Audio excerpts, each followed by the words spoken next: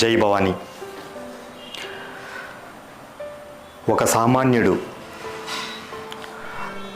ఒక తహసీల్దార్ ఆఫీస్కు పోయి, దొర 40 సంవత్సరాల నుంచి ఈ భూమిలో దుక్కిదుంటూ వచ్చిన అరకొర డబ్బులతో నా కుటుంబాన్ని పోషించుకుంటున్నాము.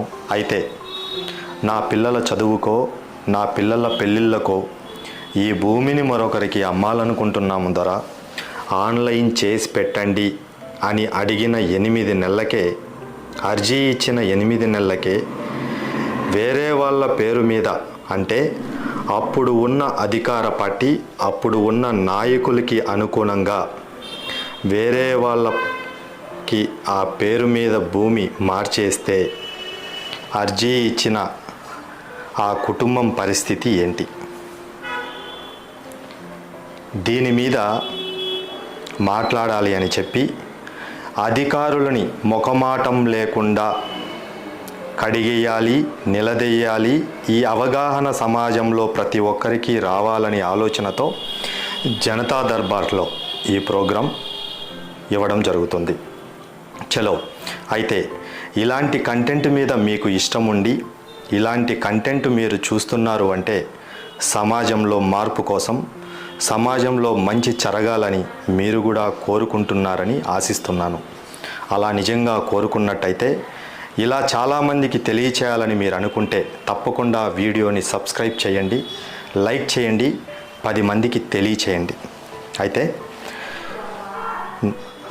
రైల్వే కోడూరు నియోజకవర్గంలోని పెనగలూరు మండలం నారాయణల్లూరు గ్రామ పంచాయతీలోని 349A1 సర్వే నెంబర్కు సంబంధించి 74 సెంట్ల భూమి తరతరాలుగా వస్తుంది. అయితే 15 సెంట్లు పూర్వీకులు అమ్ముకున్నారు. మిగిలిన 63 సెంట్ల భూమి కుటుంబం అనుభవిస్తుంది. అయితే భూమి కుటుంబ అవసరాల కోసం అమ్మాలని నిర్ణయించుకొని అగ్రిమెంట్ చేసుకొని కొద్దిగా డబ్బులు కూడా తీసుకోవడం జరిగింది. అయితే ఇక్కడే సమస్య వచ్చింది. ఎంఆర్ఓ దగ్గర 23వ తారీఖున 1వ నెల 2023 అర్జీదారి కలెక్టర్కి స్పందనకి పోయి, అయ్యా నా భూమిని ఆన్లైన్ చేయండి, నాకు ఇలా అవసరం ఉంది, సో మా మీద అనుగ్రహం ఉండి ఈ భూమిని ఆన్లైన్ చేయండి అని అడిగారు. అయితే డైరెక్ట్గా కలెక్టర్ దగ్గరికి ఎవరు పోరు కదా. విఆర్ఓ వెనకల తిరిగి ఉంటాడు, ఎంఆర్ఓ వెనకలు తిరిగి ఉంటారు, వీళ్ళు ఎంతోమంది మారుంటారు, వీళ్ళు ఎంతో డిమాండ్ చేసి ఉంటారు కూడా. అయితే ఇవి ఏమీ కాక విఆర్ఓ చుట్టూ, ఎంఆర్ఓ చుట్టూ, తహసీల్దార్ ఆఫీస్ చుట్టూ తిరిగి పని కాక 23/1/2023 మొదటిసారి స్పందన కార్యక్రమానికి వెళ్ళి అర్జీ ఇచ్చారు. అయితే అర్జీ ఇచ్చిన 8 నెలలకి అర్జీ ఏమని ఇచ్చారు? మా భూమిని ఆన్లైన్లో పొందిపరచండి అని ఇచ్చారు. అయితే కరెక్ట్గా 8 నెలలకి, అంటే 21/8/23 మళ్ళీ కలెక్టర్ దగ్గరికి పోయి అర్జీ ఏమి ఇచ్చారు? అయ్యా మా భూమి మేము అనుభవిస్తున్నాము, పట్టా భూమి, మా పేర్లు ఉండాల్సిన భూమి వేరే వాళ్ళకి ఎక్కిచ్చేశారు, మా భూమిని మాకు ఇప్పించగలరు అని ఇచ్చారు. ఇంతకంటే దౌర్భాగ్యం ఎక్కడైనా ఉంటుందా? ఇదేనా రాజ్యాంగం అంటే? ఇలాగైనా ప్రభుత్వ అధికారుల తీరు ఉండవలసింది.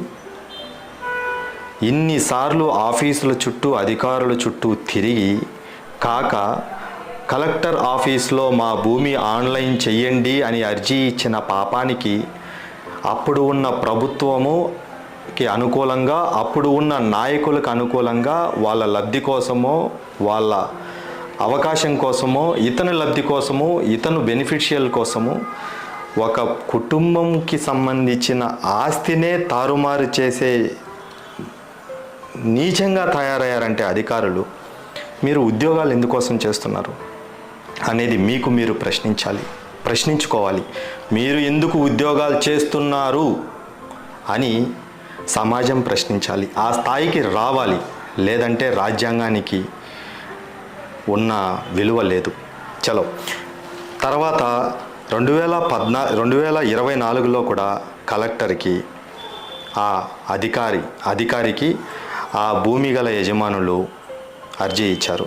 అయితే ఇన్నిసార్లు తిరిగినా స్పందనకి ఇచ్చారు, విఆర్ఓకి ఇచ్చారు, ఎంఆర్ఓకి ఇచ్చారు. ఇన్నిసార్లు జరిగినా పని కావడం లేదంటే అధికారులు దేనికోసం?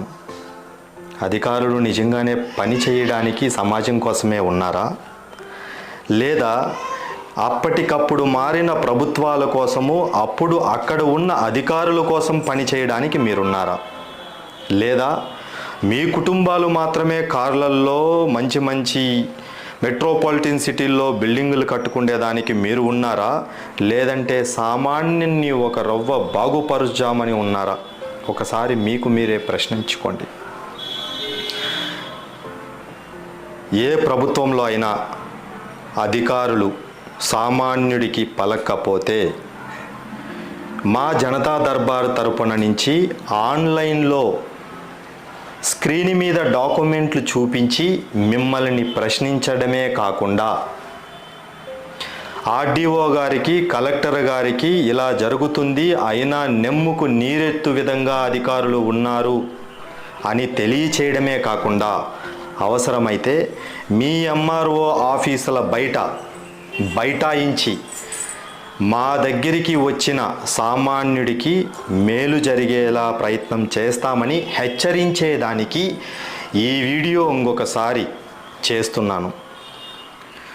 తప్పకుండా 10 మందికి ఇలాంటి విషయాలు తెలియచేసి సమాజంలో ఏం జరుగుతుంది, అధికారులు నెమ్ముకు నీరెత్తు విధంగా, దున్నపోతు మీద నీరు కుర్చినట్టు విధంగా, కుర్చినా మన మీద కాదులే అన్నట్టు విధంగా ఉన్నారని అధికారులను నిలదీసే విధంగా సమాజం తయారవ్వాలని కోరుకుంటున్నాను. తప్పకుండా సబ్స్క్రైబ్ చేయండి. డాక్యుమెంట్స్ మీకు ఈ వీడియోలో చూసి ఉన్నట్టయితే అతనికి ఏ విధంగా న్యాయం జరగాలి అని మీరు అనుకుంటున్నారో కామెంట్ రూపంలో తెలియచేయండి. అదేవిధంగా జనతా దర్బార్లో ఏ విధమైన వీడియోస్, ఏ విధమైన ప్రోగ్రామ్స్, ఏ విధమైన కంటెంట్ ఉంటే బాగుంటుందో, మా నుంచి ఏ విధమైన కంటెంట్ మీరు ఆశిస్తున్నారో మాకు తెలియచేయండి. జై భవానీ, జై హింద్. రైజ్ యువర్ వాయిస్, అది మన హక్కు. తప్పకుండా మర్చిపోకండి. Raise your voice, raise against corruption. Jai Hind, జై భవానీ. నమస్తే. ఈ ప్రోగ్రాం చూసిన తర్వాత తప్పకుండా తప్పు చేసి వెళ్ళిపోయిన ఎంఆర్ఓని ఫోన్ చేసి నిలదీయాలా ఈ విషయం మీద, లేదంటే ప్రజెంట్ ఉన్న ఎంఆర్ఓని అడగాలా అనేది తప్పకుండా కామెంట్ రూపంలో తెలియచేయండి. ఎందుకంటే నెక్స్ట్ మన దగ్గరికి వచ్చిన ప్రతి ఒక్కరికి డైరెక్ట్గా కాల్ చేసి డాక్యుమెంట్లు చూపిస్తూ, డాక్యుమెంట్లు వివరణ ఇస్తూ మనం వాళ్ళని నిలదీయాలి, అడగాలి, వాయిస్ రైజ్ చేయాలని అనుకుంటున్నాం. ఇంకోటి కూడా మర్చిపోయాను లాస్ట్లో, ఈ తప్పు చేసింది ఎవరు అంటే నందులు రైల్వే కోడూరు నియోజకవర్గంలో ఇప్పటి కూడా పెనగలూరు నుంచి ఓబిలవారిపల్లికి పోయి పనిచేస్తున్న శ్రీధర్ రావు అనే ఎంఆర్ఓ. ఇతని పేరు తప్పకుండా మెన్షన్ చేయాలి. ఎందుకంటే ఇతని మీద నేను ఈ ప్రోగ్రాం చేస్తున్నాను అని తెలిసినప్పటి నుంచి 100-200 కాళ్ళు మినిమం వచ్చుంటాయి. అయితే మనం వెరిఫై చేసి, బ్యాక్గ్రౌండ్ వెరిఫై చేసి ఏదైనా కంటెంట్ సమాజానికి తెలియచేయాలి. కాబట్టి ఇట్స్ ఆన్ ప్రాసెస్. తప్పకుండా కామెంట్ రూపంలో ఎవరిని నిలదీయాలి అనేది మాత్రం మెన్షన్ చేయండి. Thank you.